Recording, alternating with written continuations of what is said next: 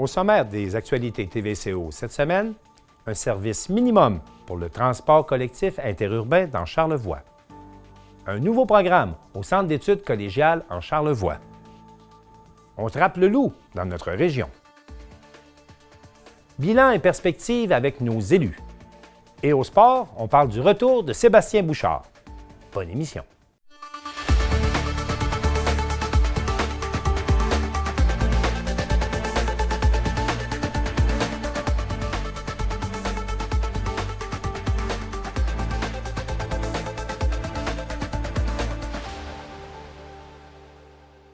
L'accessibilité au transport collectif interurbain est vraiment à son minimum dans notre région. On vous a préparé un reportage là-dessus. À l'aube des réjouissances, plusieurs Québécois vont prendre la route pour rendre visite à leurs proches. Mais est-ce que les transports collectifs sont suffisamment accessibles? Les déplacements collectifs interurbains sont difficiles depuis le 20 mars 2020. Malgré les subventions gouvernementales, le taux d'achalandage n'est pas suffisant pour offrir un service habituel. Nous avons rencontré à ce sujet le président d'Intercar. Depuis le retour de la pandémie, là, je vous dirais que c'est à peu près une dizaine de passagers par départ que nous avons. Donc, et ça, je vous parle sur toute la liaison là, à partir de Québec jusqu'à Bécomo.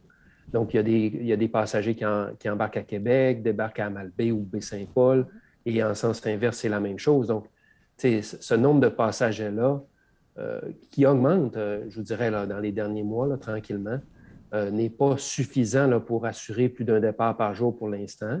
Et encore là, on est même limité, nous, à 50 % de l'espace possible dans nos véhicules à cause des protections au niveau, dans le fond, du virus. Donc, je ne vous cacherai pas là, que c'est une reprise qui est difficile pour les transporteurs interurbains, dont Intercar fait partie, et particulièrement sur les longs corridors là, comme Québec-Bécomo, par lesquels on doit passer là, par la région de la Malbaie. Là. Donc, pour l'instant, l'achalandage n'est pas suffisant là, pour avoir plus de départs et d'offres. Et qu'en est-il du transport collectif régional dans Charlevoix? Actuellement, l'offre de service est vraiment sur réservation 24 heures à l'avance, donc on ne répond pas actuellement aux besoins des gens qui ont des besoins ponctuels. Donc, il faut vraiment prévoir ces déplacements, mais au moins, on est capable de le faire. Donc, à 7h30, entre 7h30 et 8h, on va prendre la personne du côté de Baie-Saint-Paul. Donc, rendez-vous ici à 8h30. Ensuite, changement de véhicule et on l'amène à la Malbaie où il le désire du côté de l'Est, là, dans le fond à la Malbaie ou à Clermont. Et le retour se fait à 16h du côté de Malbaie ou de Clermont. Et à 16h30, le pont de transfert et le retour sur Baie-Saint-Paul à 17h du lundi au vendredi. Mais il faut avoir répondu, il faut avoir réservé 24 heures à l'avance. De plus, la réglementation qui régit le nombre de personnes admissibles dans les autocars est différente selon le type de transporteur. Nous, le port du masque est venu justifier le fait qu'on pouvait avoir là, des gens à bord là, qui ne respectaient pas la distanciation. C'est sûr que nous, on a des petits véhicules, donc ça devenait difficile là, de mettre une personne à bord et de respecter 2 mètres. Là. Donc, mais nos opérations sont à la reprise, donc on répond adéquatement aux gens. J'ajouterais aussi que les règles à bord des avions sont différentes que dans l'autobus. Nous, la santé publique ne nous permet pas d'avoir plus que 50 % des places occupées. Tandis que dans l'aviation, si vous prenez l'avion actuellement, vous pouvez avoir quelqu'un à vos côtés qui n'est pas quelqu'un de la famille, qui n'est pas quelqu'un de votre bulle familiale. Donc, tu peux avoir un taux d'occupation qui va frôler le 100 %, tandis que nous, on est encore à 50 %. Puis, les gens hésitent à prendre l'autobus. Donc, écoutez, de notre côté, là, je ne vous cacherai pas qu'on a hâte que cette période pandémique-là soit mise derrière nous pour qu'on passe à d'autres choses puis qu'on retrouve autant notre fréquence que notre clientèle. Un autobus de mobilité collective de Charlevoix peut transporter un usager au terminus interurbain. Mais à l'heure actuelle, à Baie-Saint-Paul, le terminus est hors service dû à la fermeture du commerce qui permettait notamment la vente de billets sur place. Une situation déplorable selon l'ancienne préfète de la MRC, Claudette Simard. Moi, je trouve ça dommage qu'on ne trouve aucun endroit pour que les gens puissent avoir un service normal, là, je veux dire, qu'ils puissent avoir un arrêt pour arriver ou pour partir, avec des espaces pour que les gens puissent s'asseoir, en tout cas à l'intérieur pour l'hiver. Puis, mais on en a parlé lors de notre réunion la semaine dernière. Et il y avait personne qui était intéressé à voir ça. D'abord, financièrement, ça ne donne rien. Financièrement, il faut s'en occuper. Financièrement, il faut prendre les réservations. Et je pense qu'il y a un travail à faire aussi de la part de Intercar. Par conséquent, un seul départ et un seul retour sont accessibles dans la région. Nous, dans le fond, là, on avait une connexion avec les gens d'Orléans Express, qui était une connexion là, où le départ se faisait à 6 heures le matin pour une connexion à 9h45 à la gare du Palais et ensuite direction, dans le fond, Baie-Saint-Paul-la-Malbaie. Et l'inverse était aussi vrai, c'est-à-dire que les gens partaient de la Malbaie et pouvaient arriver à Montréal dans la même journée avec les transferts. Et là, Orléans, suite à la pandémie, a reparti son départ de 7 heures le matin, mais n'a pas reparti encore celui de 6 heures. Donc, pour l'instant, on est dans une situation où la connexion peut se faire, disons, dans le fond, quand on part de la Malbaie vers Montréal dans la même journée, mais l'inverse n'est pas vrai. Donc, on a laissé ça comme ça, sachant que vraiment, ce n'est vraiment pas l'idéal pour notre clientèle qui ne peut pas faire les deux sens dans la même journée. Puis nous, tout ce qu'on attend, c'est qu'on a espoir que dans l'année 2022, là, suite peut-être à un retour plus progressif, encore une fois, de la pandémie, que les départs redeviennent comme c'était lorsqu'on a arrêté en 2020 là, notre service. Nous avons tenté d'obtenir une réponse de l'entreprise Keolis Canada qui s'est abstenue de commenter. Rien ne garantit un retour à la normale au cours de la prochaine année. Ça pour vous dire qu'on fait face à plusieurs choses que nécessairement les usagers ne voient pas tout le temps, mais je ne vous cacherai pas que l'achalandage est vraiment la préoccupation numéro 1. Puis si on pouvait revenir à un achalandage, disons, de 100% de taux d'occupation, au moins quotidiennement, là, on pourrait voir peut-être la suite des choses pour augmenter notre nombre de départs là, pour essayer d'offrir encore plus de fréquences. Mais j'ai bon espoir qu'en 2022, et ça, je ne peux pas vous dire vraiment la date là, parce qu'on va voir évoluer les chiffres, mais qu'on revienne avec une fréquence qu'on avait avant la pandémie. Des projets et des partenariats importants sont attendus ce printemps et pourraient changer l'accessibilité au transport collectif dans Charlevoix. Il va y avoir des circuits urbains et il va y avoir des circuits interrégionaux. Donc, on va pouvoir se déplacer entre la Malbaie et Baie-Saint-Paul et entre Baie-Saint-Paul et la Malbaie le matin, le midi et le soir. Donc, ces opérations-là, on va les faire avec la corporation et on souhaite les faire également avec Intercar parce que Intercar utilise déjà, dans le fond, passe sur le secteur là, de Charlevoix actuellement. Et puis, les places de passage sur Charlevoix avec Intercar, les gens pourront l'utiliser là, avec notre billettique, là, tout comme c'était possible avec l'Expressbus. Élisabeth Paillère pour TVCO. Le Centre d'études collégiales en Charlevoix lance un nouveau programme en sciences de la nature et on en parle avec la directrice du centre, Mme Marie Aboumrad. Marie Aboumrad, bonjour. Bonjour. Je commencerai d'abord par vous demander pourquoi bonifier, dans le fond, le programme de sciences de la nature dans Charlevoix? En fait, il va être actualisé dans l'ensemble du Québec. Il faut savoir que régulièrement, le ministère de l'Enseignement supérieur s'assoit avec les collèges, les universités, dans le cadre d'un préuniversitaire, comme c'est le cas ici, oui. Quand c'est une technique qui inclut aussi le marché du travail. Mais là, c'est pas ce qui nous intéresse là, pour le programme de sciences de la nature. Mais régulièrement, il s'assoit avec les collèges, les universités pour s'assurer que les cours, leur contenu, l'ordre dans lequel on les dispense, prépare les étudiantes et les étudiants à l'université de demain. Parce qu'il faut savoir que quand un élève passe du secondaire au collégial, il a 17, 18, 19 ans, mais le temps qu'il prend pour terminer ses études collégiales, on parle dans ce cas-ci d'un préuniversitaire de 2 ans, mais ça peut arriver que ça se fasse en 3. Ensuite de ça, un programme universitaire de 3 ou 4 ans. Donc, il peut se passer plusieurs années avant que le jeune devienne un professionnel dans sa discipline. Et donc, il faut préparer tout de suite aux connaissances de demain. Et c'est donc dans ce contexte-là qu'il y a quelques années, le ministère de l'Enseignement supérieur a entrepris tout le gros travail, il a mis en marche la machine pour actualiser le programme de sciences de la nature qui n'avait pas été actualisé depuis 1998. Quand on parle d'actualiser, on parle d'ajouter des cours, d'en retirer, ça ressemble à quoi? Un peu de tout ça. Tout est sur la table. Dans ce cas-ci, en sciences de la nature, on continue à avoir nos disciplines importantes. Biologie, chimie, physique et mathématiques. Par contre, on a bonifié le contenu de ces cours-là afin qu'ils soient vraiment tout à fait appropriés là, pour la science d'aujourd'hui. Actualisé. Ben oui, on en a des très belles preuves là, avec tout ce qui se passe là, dans les médias. Il faut qu'on soit vraiment à la page et qu'on prépare les jeunes aux études universitaires de demain. Donc, ces disciplines-là ne changent pas. Par contre, il y a des cours qui étaient anciennement facultatifs qui maintenant deviennent obligatoires. Je pense notamment aux cours d'initiation à la programmation.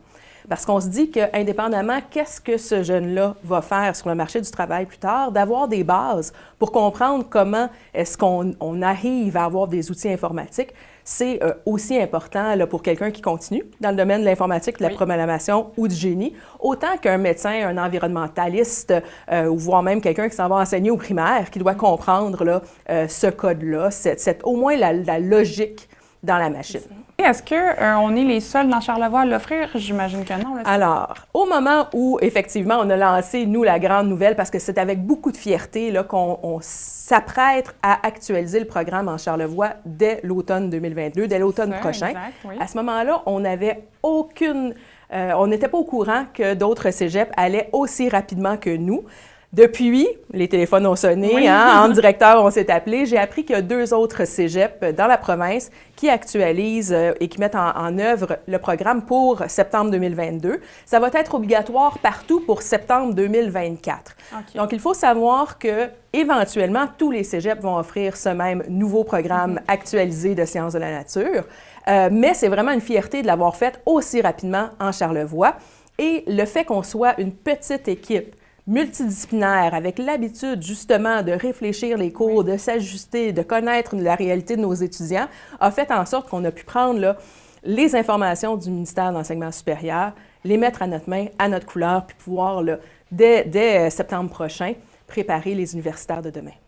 Maria Boumrad, merci beaucoup. Bien, merci à vous. Joyeuses fêtes. Merci, vous aussi.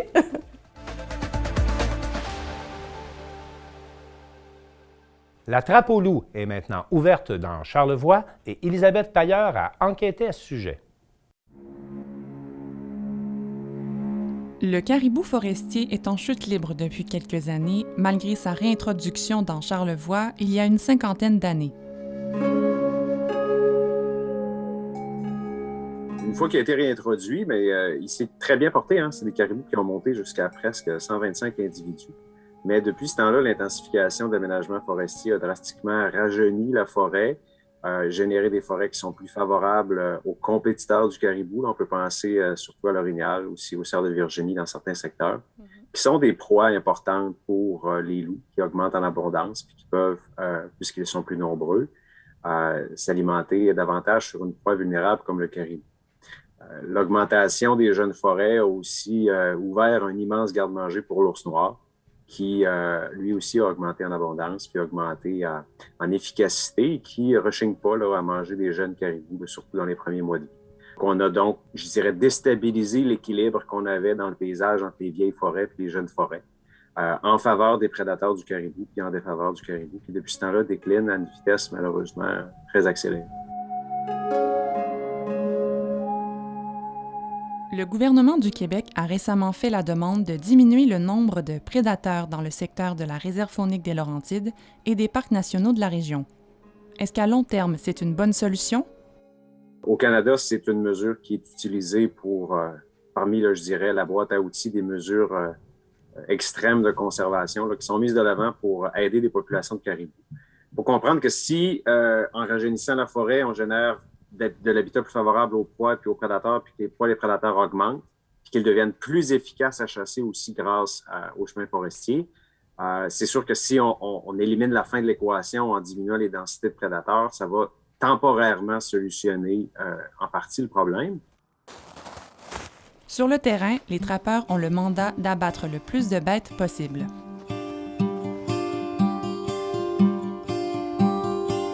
Nous avons rencontré un trappeur originaire de Saint-Urbain afin de comprendre comment on trappe le loup gris.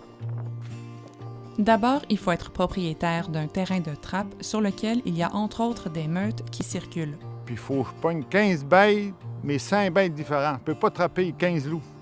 Il faut que je pogne des castors, il faut que je pogne des martres, il faut que je pogne des renards, il faut que je pogne des laignes, il faut que je pogne 5 bêtes, des loutres. Il faut que je pogne 5 bêtes différentes, puis mais 15 en tout. C'est ça.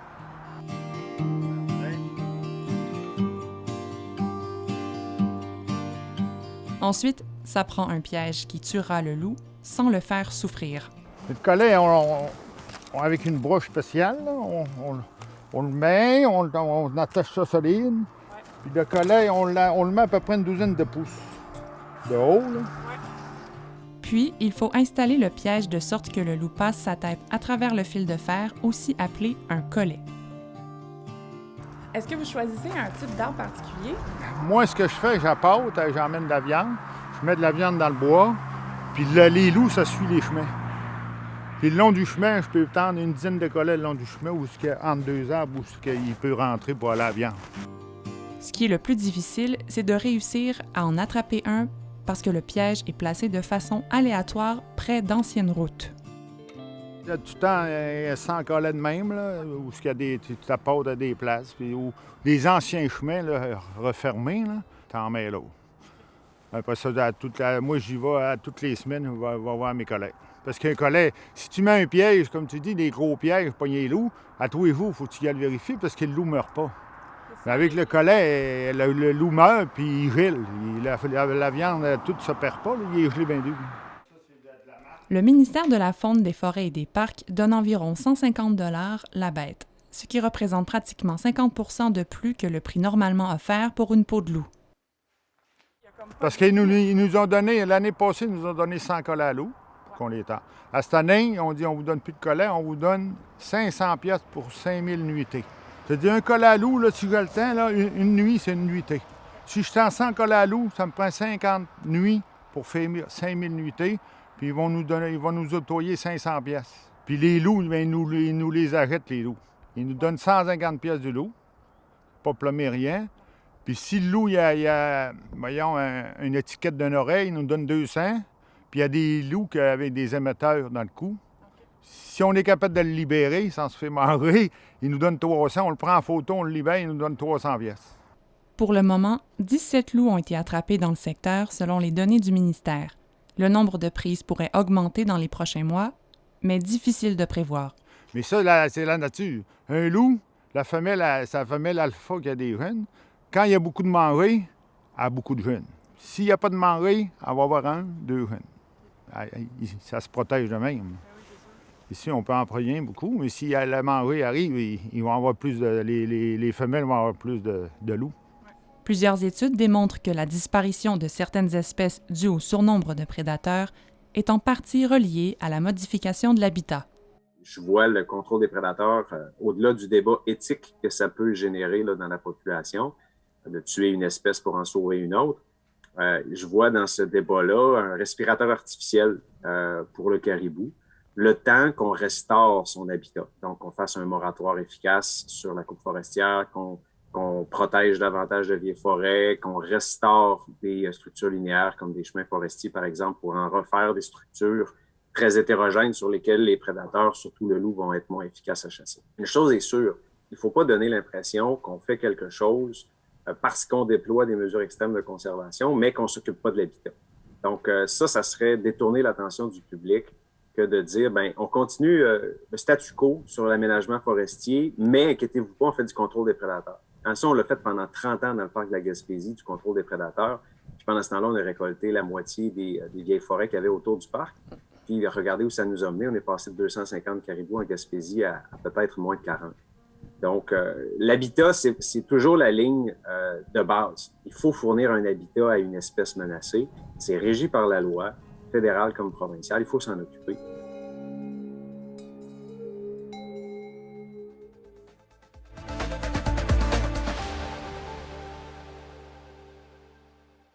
Isabelle Tailleur, bonjour. Bonjour, Martin. Pour souligner cette fin d'année, on a été rencontrer nos élus pour leur parler bien sûr de leur bilan, mais également des perspectives pour 2022.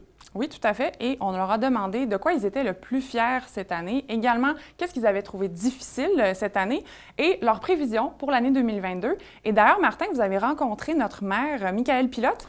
Oui, qui m'a accueilli dans son nouveau bureau de maire à l'Hôtel de Ville de Baie-Saint-Paul. On a un peu parlé du budget qui va être déposé lundi prochain. Nous, on enregistre le vendredi. Donc, on a quelques indications sur ce qui s'en vient en début de semaine prochaine au budget de la Ville de Baie-Saint-Paul. Mais on a également fait le tour des différents dossiers. Alors, je vous invite à écouter cette entrevue que j'ai réalisée avec Michael Pilote. le nouveau conseil là, vient d'être assermenté le 12 novembre dernier. Donc, il y a des projets, oui, qui vont relever du nouveau conseil, mais c'est sûr qu'il y a quand même plusieurs choses qui étaient déjà ficelées par l'ancienne administration. Tu sais, je pense que le projet d'Arena, c'est un projet qu'on va parler plus tard tantôt dans l'entrevue, mais cependant, c'est un projet qui était déjà ficelé, qu'on a fait seulement que donner l'aval. Depuis officiel. longtemps, d'ailleurs. C'est ça.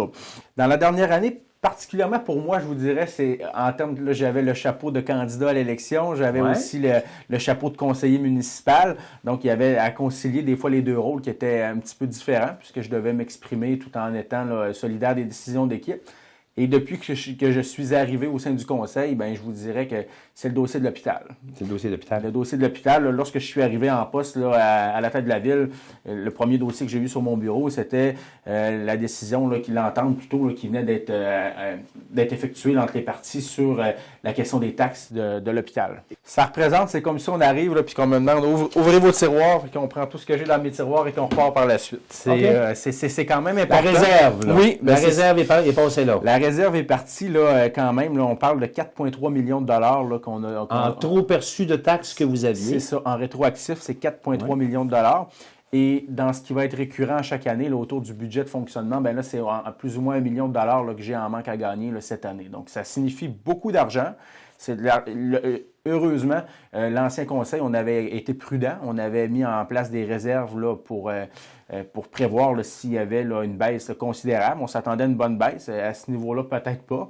Mais on parle d'un montant très important et c'est des choix là, budgétaires qui sont à faire là, en fonction de cela. Bien, c'est clair que la première source de revenus là, d'une municipalité, bien, c'est la taxe foncière. Et ça, la taxe foncière, bien, c'est moi qui la paie, c'est vous, c'est votre voisin, c'est tout le monde qui paie cette taxe-là. Ce qui fait en sorte que si on ne veut pas aller trop piger dans les poches des contribuables, bien, on doit couper dans les dépenses. Fait que c'est une opération là, qu'on a demandé, c'est de regarder... Est-ce que ça veut dire couper dans les services?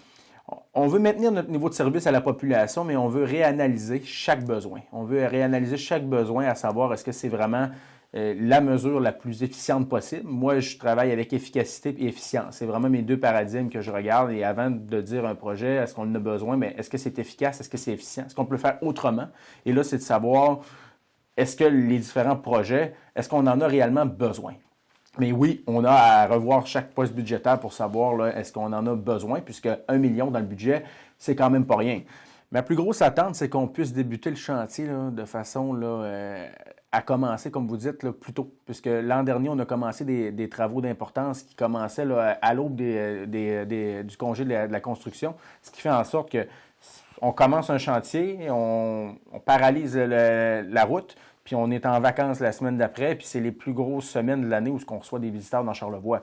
Donc, ce que j'aimerais, ce serait qu'on puisse commencer tout de suite après le dégel, qu'on commence le chantier routier, puis lorsqu'on arrive aux vacances de la construction, bien, on a déjà, si ce n'est pas terminé, on a déjà quand même une bonne partie d'effectuer. Bien, dans les dernières semaines, là, j'ai nommé là, 2 conseillers là, qui vont être responsables de ce dossier-là. M. Jean-François Ménard, qui est conseiller du centre-ville, et j'ai nommé M. Xavier Besson aussi, qui est conseiller là, du district numéro 1, qui regroupe l'ancienne paroisse du Gouffre, là, surtout là, ce qui touche le Laurent-Saint-Laurent, le Cap-au-Corbeau, Sainte-Catherine, bref, c'est tous des gens qui empruntent le pont chaque jour.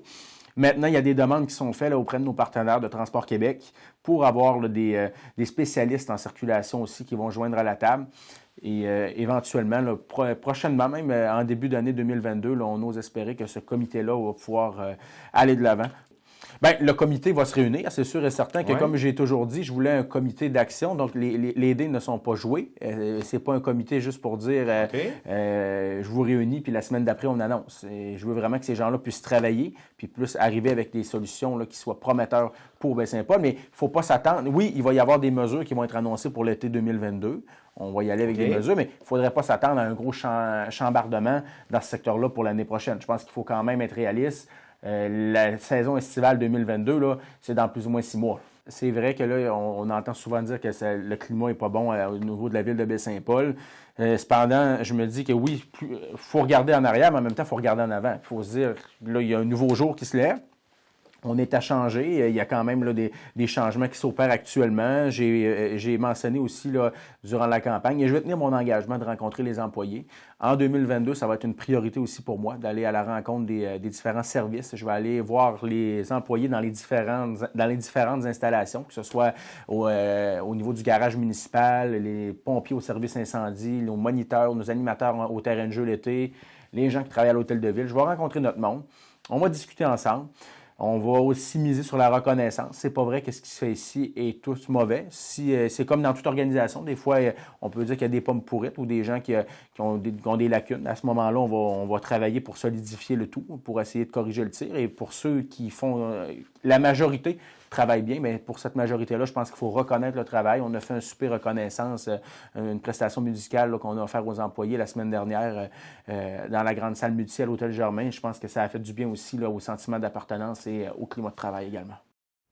Élisabeth, vous avez rencontré, vous, de votre côté, la mairesse de Saint-Urbain, Mme Claudette Simard. Absolument. Nous avons fait le tour des dossiers, mais également du budget dont elle est très fière. Et à noter qu'elle nous a parlé de ce qui était le plus difficile cette année, c'était la vente, évidemment, de la résidence au gré du temps. On peut l'écouter. Oui, on a une augmentation de 214 000 du budget de 2021 pour 2022. On a aussi, bien sûr, un nouveau rôle d'évaluation pour l'année qui commence. Alors, avec le rôle, ça nous permet, bien sûr, une augmentation de revenus, des revenus supplémentaires. Et on a, bien sûr, aussi la tarification avec les nouvelles constructions, les terrains qui ont été vendus. Alors, ça nous permet d'avoir des revenus supplémentaires qui a fait en sorte aussi qu'on a la chance de garder un taux de taxe qui est le même pour la 4e année. Alors, pour un logement, c'est à 82,5 cents du centre d'évaluation. Alors, on est bien heureux de ça. Je pense qu'on a travaillé très fort, une équipe au niveau de la direction générale, des financières qui a fait un bon travail avec mes collègues à la table du conseil. Alors, on est heureux de garder ce taux-là. C'est évident qu'avec le nouveau rôle, il y a des résidences, des propriétaires qui augmentent. Alors, eux, c'est sûr qu'ils vont avoir une augmentation du taux de taxe parce que la valeur de leur maison a augmenté. Par contre, il y en a d'autres que ça baisse. Alors, voilà. Cette année, c'est les développements résidentiels dans le cœur du village, qui est l'ancienne propriété de M. Jean-Jacques Etcheberry-Gahaï, le terrain. Et ça fait quand même plusieurs années qu'on envisageait un développement dans le cœur du village. Vous savez, avec le parc industriel, l'agrandissement qui est commencé, qui n'est pas encore en vente, là, mais on a des gros projets à ce niveau-là. Alors, on trouvait intéressant d'offrir des terrains à des coûts raisonnables pour les gens qui sont intéressés à venir à Saint-Urbain. À terme, à Saint-Jérôme, nous allons avoir 40 maisons. Je te dirais qu'au 2022, on va travailler beaucoup sur l'agrandissement du parc industriel, du fait qu'il faut amener les égouts. C'est des coûts quand même très importants. Et aussi la phase 2 du développement résidentiel dans le cœur du village. Alors, on a encore des infrastructures, on a le pavage de la rue. Alors, ça aussi, c'est majeur pour la municipalité.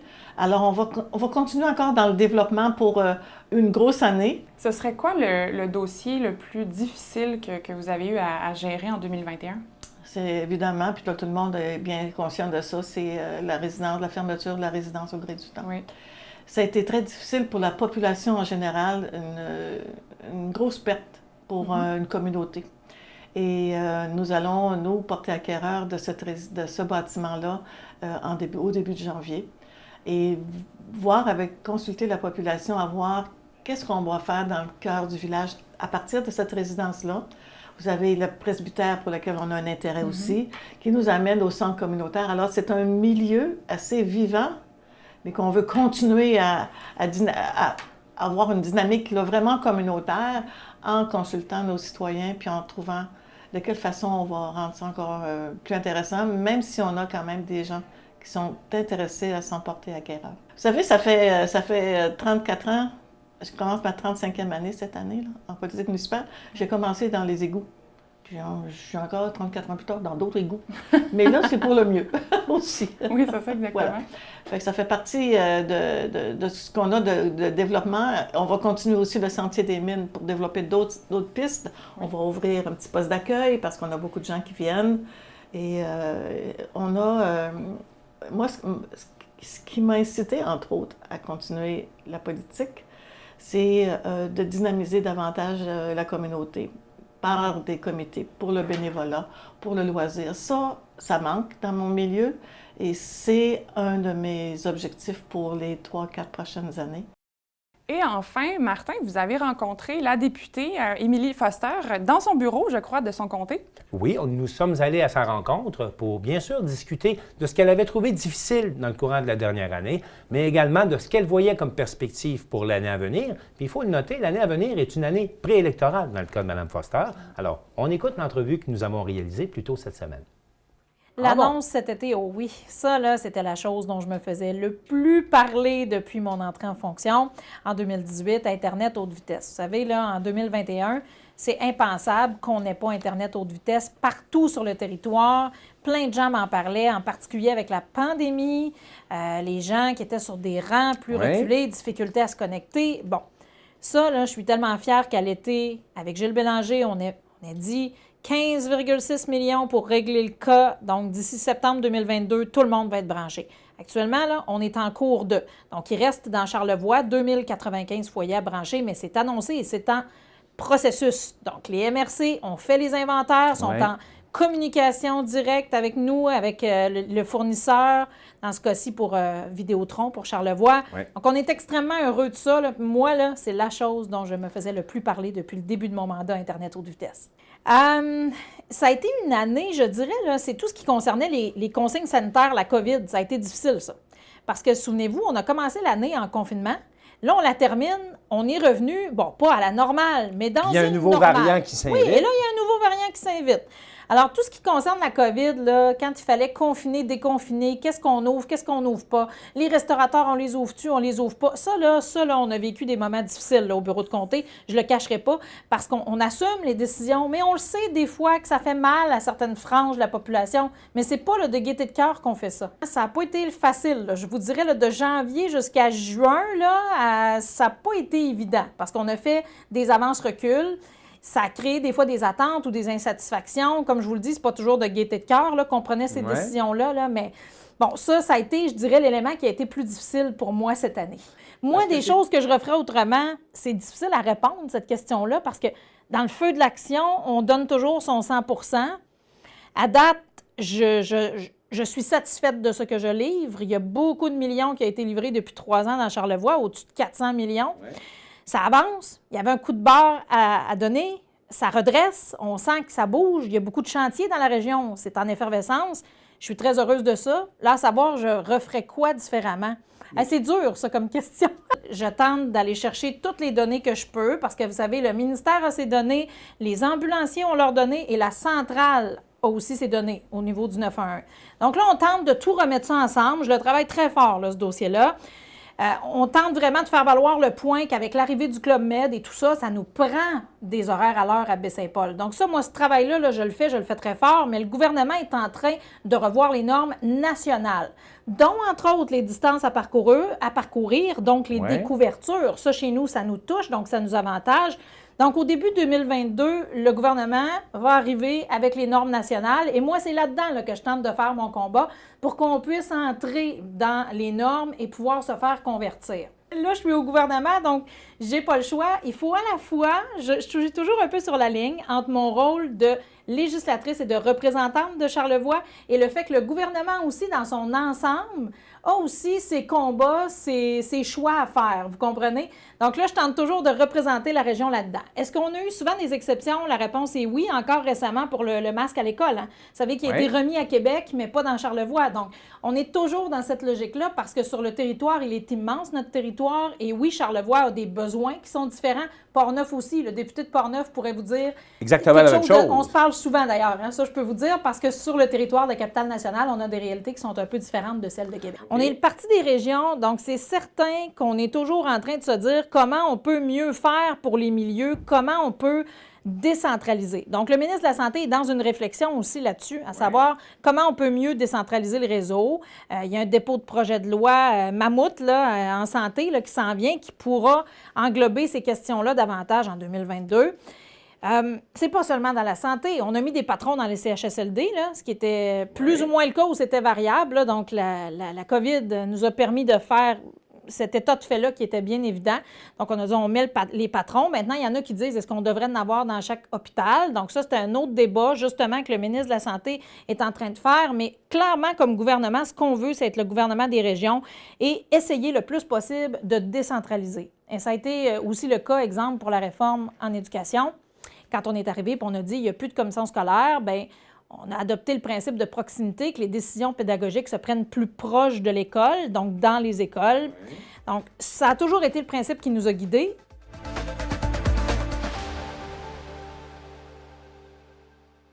C'est maintenant le temps de parler de sport local, mais également du sport des grandes ligues, en compagnie de Maxime Jodoin. Maxime, bonjour. Salut, Martin. Maxime, on apprend que le boxeur Sébastien Bouchard retourne dans le ring. Oui, alors Sébastien Bouchard, de son surnom Butch, pour ceux qui le connaissent, va remonter dans le ring. Ça va se passer le 25 mars au Colisée Vidéotron à Trois-Rivières, donc c'est important. Ça va être en sous-carte, ça veut dire que le combat ne sera pas le combat principal, mais du moins, il fait partie de l'événement comme tel qu'on va organiser. Et la bonne nouvelle, c'est qu'au moment où on enregistre, les billets seront en vente dès le 18 décembre, c'est à 10h sur le site ticketmaster.ca. Alors, on verra là qu'est-ce qui sera les normes sanitaires lorsqu'on sera rendu au mois de mars prochain, en espérant qu'on pourra remplir que ça se le tienne. Centre vidéo, le Colisée Vidéotron de Trois-Rivières. Oui, c'est ça. À ne pas confondre, parce que le Centre Vidéotron à Québec était le Colisée Vidéotron à Trois-Rivières. Donc, il faut juste faire la différence entre les deux là-dessus. Dites-moi, Maxime, ça n'a pas été facile son année quand même à M. Bouchard. Là. Il y a eu de la difficulté à se battre. Oui, ça n'a pas été facile. Bien, son dernier combat qui devait se faire le 22 octobre a été annulé. Ça, c'est en raison, c'est son adversaire qui s'appelait Sergio Ortega. Lui, il avait cancellé pour des raisons médicales. Donc, ça n'a pas, c'est pas de la faute à Sébastien là-dessus. Mais oui, honnêtement, ça a été pénible parce que son dernier combat, Sébastien, il faut remonter au mois de mars 2021. Donc là, ça fait pas encore un an, mais c'est comme tout près, là. Pourtant, sa fiche est bonne, lui, présentement. Là. Oui, bien écoutez, Sébastien, là, 19 victoires, puis là-dedans, on parle de 8 KO et seulement 2 défaites. Donc, quand on parle de champion, bien, sa fiche parle d'elle-même. Je veux dire, ce gars-là est prêt.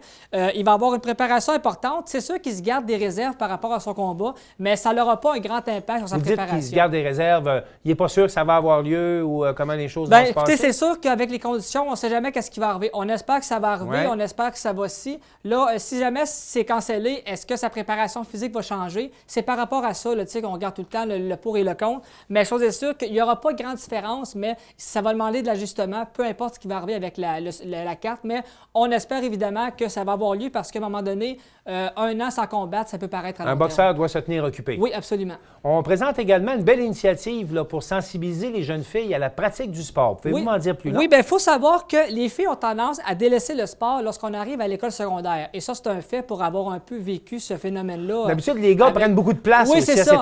plus mûrs physiquement. Exactement. C'est difficile pour les filles Exactement. parfois. Là. Alors, c'est pour ça qu'il y a une campagne provinciale qui a été lancée depuis un petit bout, ce qu'on appelle « Laisse tes peurs au vestiaire ». Moi, j'adore ça, ce nom-là. Donc, on a lancé ça aux filles principalement de 12 à 17 ans pour les remettre en forme parce qu'il faut savoir qu'au Québec, particulièrement, 9 filles sur 10 ne répondent pas aux normes d'activité physique recommandées par semaine. Donc, ne pratiquent pas assez de sport. Exactement. Qu'est-ce qu'on leur propose comme activité? Bien, écoutez, on leur propose du yoga, évidemment, de la course, natation et de la danse en ligne. Ça j'ai été un peu surpris parce que c'est une activité qu'on voit rarement dans cet âge-là. Mais écoutez, je pense que tout est bon pour bouger. C'est ce que j'ai perçu un petit peu. Oui, puis on comprend que c'est un programme adapté là, pour inviter ces filles-là à être plus actives. Oui, absolument. Donc, c'est un programme, en fait, qui est un peu, on l'a dit, c'est provincial. Et justement, bien, pour Charlevoix, bien là, moi, je veux saluer Barbara Lafrance, qui est professeure de sciences à l'École secondaire du Plateau de la Malbaie, qui, elle, est impliquée dans le projet depuis 2019 par rapport à ça. Également, il y a le Centre Saint-Aubin de Baie-Saint-Paul, qui, eux aussi, ont instauré le programme depuis 2018. Donc, on voit que la campagne prend de l'ampleur et surtout, en contexte de pandémie, je pense que c'est une campagne qui prend beaucoup de valeur et les gens l'adoptent pour effectivement bouger parce que passer une année en confinement, là, ben, c'est dur aussi. Là. Alors, rappelons et souhaitons-le que les filles, laissez vos peurs au vestiaire en 2022. Absolument, on le souhaite. Maintenant, parlons des grandes ligues. Est-ce que les Canadiens, eux, vont pouvoir sortir du vestiaire avec la COVID qui fait des ravages dans la Ligue nationale? Bien, on espère. Là, tout d'abord, il faut savoir qu'il y a un match qui a été présenté à huis clos par le Canadien. C'était au Centre Bell de 1 et c'est une décision là, qui est tombée quelques heures avant le match. Ça, c'était jeudi le 16, Jeudi le 16. C'est tombé à peu près 2 heures avant la rencontre. personne ne le voyait. On avait préparé les bancs, les loges, les kiosques de bouffe. Les commentateurs n'étaient même pas au courant de ce qui est arrivé. On s'est buté à des portes barrées, mais c'est l'organisation qui a pris la décision. La santé publique a demandé aux Canadiens, pouvez-vous, s'il vous plaît, mettre ça à huis clos en cause des cas de COVID qui ont monté? Et là, on apprend que le match prévu avec les Bruins de Boston pour ce week-end est également annulé. Oui, annulé parce que les Bruins, eux, malheureusement, je pense, sont peut-être rendus là, à 8 joueurs avec la COVID sur le protocole. Le Canadien avait juste 2, c'était moins pire, mais là, oui, on a cancellé le match. Et je veux rappeler que là, présentement, le protocole de la Ligue, là, on serre la vis parce qu'on ne veut pas non plus avoir une éclosion puis tout canceller. Alors, là-dessus, c'est ça. Mais la bonne nouvelle, c'est que là, à Montréal, plutôt, là, oui. On cancelle des rencontres, mais là, il y a sûrement eu à l'interne des pourparlers qu'on ne sait pas parce qu'on nous a garanti via les sites de sport RDS, oui. via l'Organisation du Canadien, que dès janvier, parce que là, CH s'en va sur la route pour les prochains matchs. Son fameux voyage du temps des fêtes et voilà, chaque année. Et là, dès janvier, là, on recommence le mois de janvier à Montréal. Et là, on a eu une assurance à l'interne que le Centre Bell, dès janvier, va ouvrir à capacité de 50 %. Donc, il y a des discussions peut-être qu'on ne sait pas, mais présentement, là, on nous a assuré ça. Alors, moi, j'ai hâte de voir si les paroles vont suivre les actes. Alors, on a bien hâte de voir ça également parce que la COVID, c'est pas évident à gérer pour les ligues professionnelles présentement. Non, pour toutes les ligues, même les ligues au parascolaires, il y a au football. Des choses, là, oui. Présentement, là, on dirait qu'on arrive un peu à amoindrir ça, là, mais il ne faut pas non plus que ça parte en peur parce que sinon, ça pourrait être catastrophique. Et ça se maintient, on réussit à le maintenir et j'espère de tout cœur que ça va continuer. Il faut travailler en ce sens-là. Maxime Jaudoin, je vous souhaite d'abord de joyeuses fêtes. Bien, apparemment, Martin. Je vous dis merci beaucoup. Ça fait plaisir. Maintenant, en cette fin d'année, on voudrait d'abord vous dire qu'on va vous revoir, nous, au mois de janvier pour les actualités TVCO. D'ici là, moi, je vous invite à consulter ou à voir, en tout cas, notre programmation spéciale qui sera sur nos ondes du 23 au 10. On vous a préparé des beaux spectacles, des belles entrevues, des belles rencontres. Donc, on vous a préparé quelque chose de spécial tout au long du temps des fêtes. En terminant, on n'a pas toujours abordé le thème comme un thème principal, mais on l'a bien vu. La pandémie, la 5e vague s'invite parmi nous. Alors, on va le souligner. Je vous invite à faire attention, à être prudent, à bien penser à votre santé et à faire en sorte que malgré tous les problèmes ou en tout cas toutes les contraintes que nous allons vivre dans le prochain temps des fêtes, que ce soit un temps de réjouissance pour vous. Et au nom de toute l'équipe, je me permets de vous souhaiter de joyeuses fêtes et on se retrouve en janvier. Merci.